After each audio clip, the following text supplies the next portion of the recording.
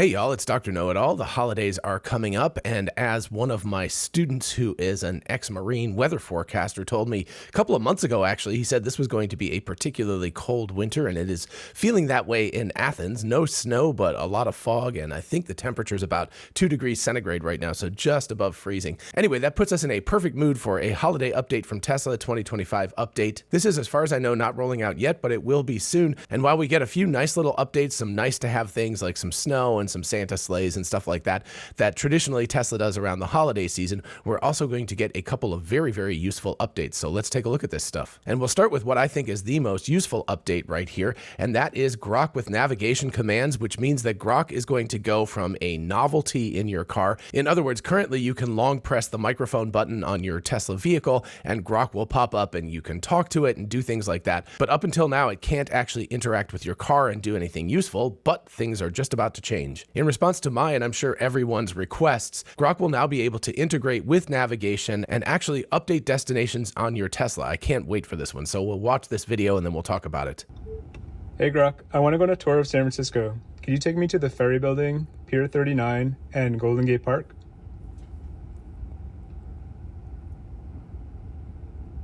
Heading to the Ferry Building first, then Pier 39 and Golden Gate Park. Should take about an hour total with traffic. Cool, thanks. You're welcome. Enjoy the SF tour. So as you can see, Grok was able to integrate with the navigation system and very, very rapidly add 3 different destinations much faster than I could do by hand, right? If I wanted to type those in, I would either have to say each one, add a stop, or bring up the keyboard and type it in and add a stop and everything. It did that very, very quickly. So this is cool in terms of actually telling it navigation destinations, but even more useful would be if I went to a new city like San Francisco and I said, give me a tour of the top 3 places to visit in San Francisco that I can do in, say, less than 90 minutes or something from my current location. It could actually figure that out and then add those destinations on its own. So you wouldn't even have to know ahead of time what those destinations were. That's the whole point of an intelligent assistant. And perhaps even more usefully, if I was in a town like Houston or something where I don't know any of the good restaurants there, I could ask it for some very highly rated Yelp restaurants, Thai restaurants or whatever, that was within 10 miles of me wherever I was at that point. Grok would then be able to give me a list of those and I could say like, oh, I like number 2, right? Thai, whatever it was. And it would then be able to integrate with the navigation and actually put that destination in. The current version, you can ask it about good Thai restaurants, but you have to tell it where it is because it won't know that automatically.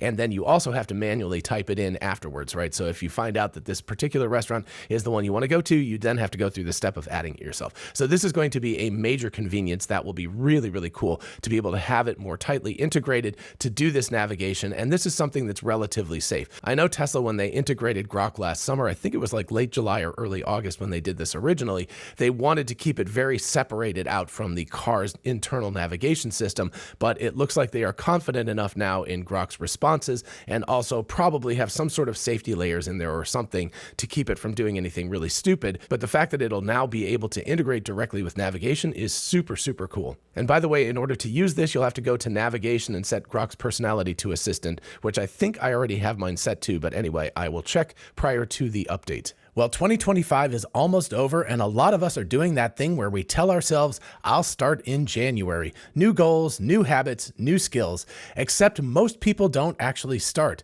And meanwhile, AI ended up being one of the most in-demand skills of 2025, according to the World Economic Forum. But here's the thing, you don't need January 1st to make a new start. You've still got a month left to learn AI and walk into 2026 a more valuable, more employable version of yourself. And you can do it in just 2 days. Let me tell you about the 2-day live AI mastermind by Outskill, the world's first fully AI-focused education platform. It's happening this Saturday and Sunday from 10 a.m. to 7 p.m. Eastern Time each day. And right now they're running a special holiday offer so you can get in completely free instead of the usual $395. That's right, completely free.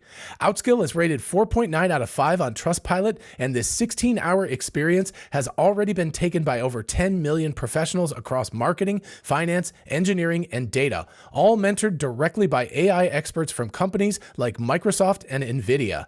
And here's what makes it special. This isn't a learn 10 tools kind of course. It's about rewiring the way you work. You'll learn how to use AI to simplify daily tasks, build AI agents that plan, create, and automate your workflows, design automations that connect Sheets, Notion, CRMs, etc., saving you hours every week, and walk away with ready-to-use systems for your job, business, or freelance work. Plus, Outskill doesn't stop at teaching you skills. They teach you how to monetize them. Their learners have built AI-powered side businesses that generate $4,000 to $5,000 per week. That's not a typo. And if you attend both days, you also get over $5,000 in bonuses, including the Prompt Bible, a roadmap to monetize AI, and a personalized AI toolkit builder. Honestly, this is the perfect holiday gift to yourself or to someone you know who needs a career boost going into 2026. Seats are limited, so grab your free spot using the link in the description and pinned comment. And join the WhatsApp community so you don't miss any updates before the big weekend. And now let's get back to it.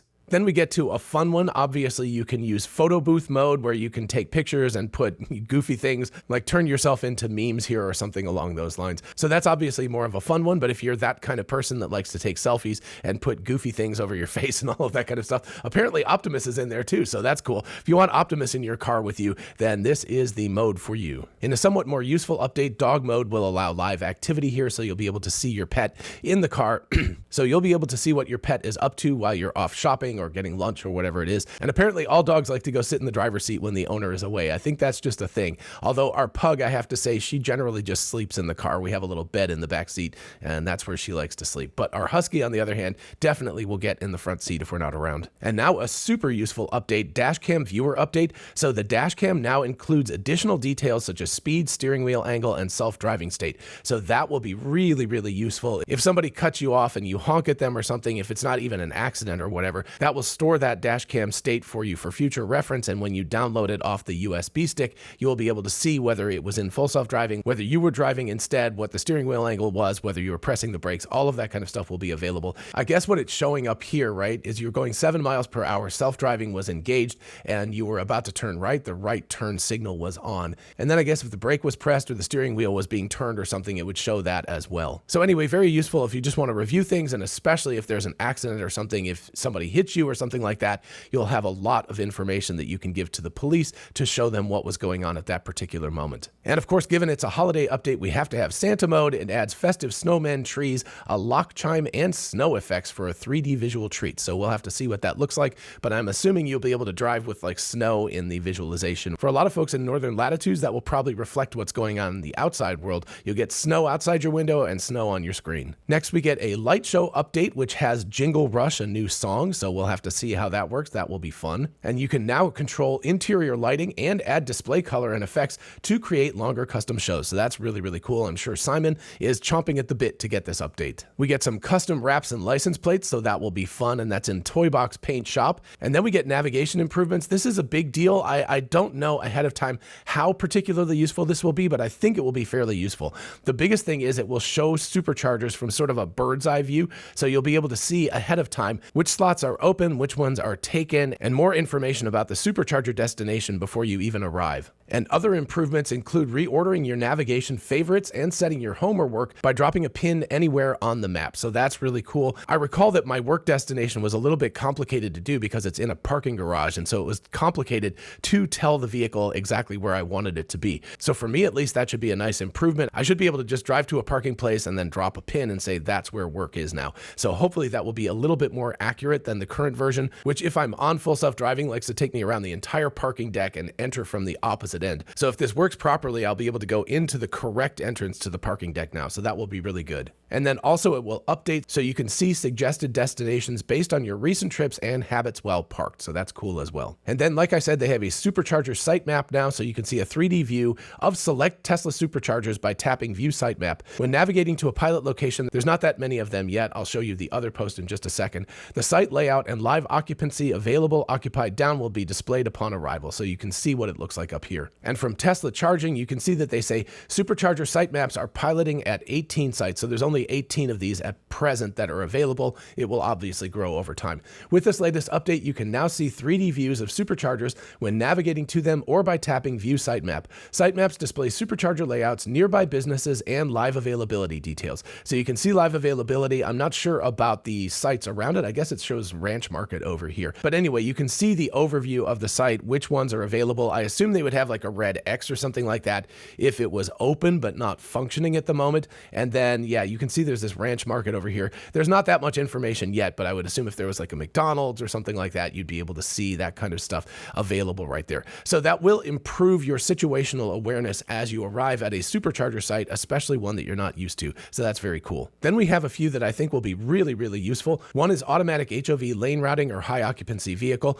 which usually requires 2 or 3 people to be in the car, but many localities allow electric vehicles to go in those HOV lanes. So if you go to controls, navigation, use HOV lanes, you have the option to use HOV lanes, and the route will automatically set the carpool lane when eligible based on time, location, passenger count, and road restrictions. So I'm not sure how it'll do the passenger count because oftentimes I drive by myself, but in the Atlanta area, because I'm an electric vehicle, I can go in HOV lanes. So we'll see how it negotiates that whole thing. We'll have to wait until we actually get the update to see what you're allowed to put in. And then one that is built for my wife, misinformation, phone left behind chime. She does this all the time. We get out of the car, we'll walk about, 20 or 30 steps. I won't have heard the car lock sound and I'll be like, did you leave your phone in the car? And she's like, darn it. So then I have to go back and get the phone. So anyway, now your vehicle will chime a few seconds after the doors close if a phone key is inside the cabin or a phone is left on the wireless charger and no occupants are detected. Thank you, Tesla. That is a cool feature. Phone key detection requires UWB supported devices. So I'm assuming that's any modern phone. We also have charge limit per location, which could also be quite useful. So at home, you could set it to like 80%.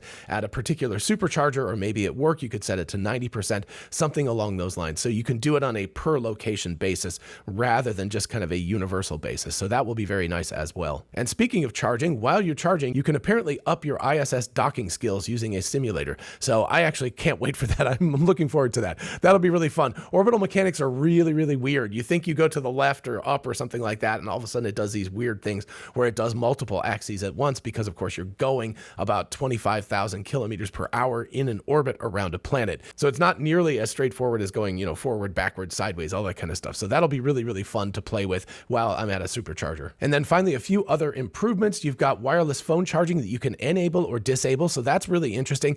The Cybertruck in particular, those wireless phone chargers in there get the phones way too hot. So I think I might actually turn it off. I have a Joa magnetic mount that charges the phone while it's attached to that, and it's much, much better than the Cybertruck one. So I might just turn off the Cybertruck one, leave the other ones on. They tend to work, but the Cybertruck one, until they reduce the power on that and make it a little less hot, is not particularly useful. It's too bad that's not part of the update, but at least you can disable it now. Also, you can add Spotify tracks to your queue right from the search screen, and apparently there is a rave cave, and you can add a level of rainbow colors, and lights will then change along with the beats of your music. And finally, the cool part of the Tron update back when that happened was the light cycle lock mode sound, and that was really, really cool, and I was disappointed when that went away. So apparently that's back. So that'll be awesome, especially in the Cybertruck, to have the light cycle turn off sound when you exit the vehicle. So I will definitely be updating for that. So that's the holiday update for 2025. Quite a bit of stuff in there. The most important ones are definitely Grok integration with navigation, and I would also say the supercharger sitemap, but there's a lot of other really fun things to have in the update. So I, for one, am super excited about getting a hold of it. Alrighty, folks, that's what I've got for you for the holiday update. Let me know what you think about all of this. Which ones are the most important to you? I would be very interested to know.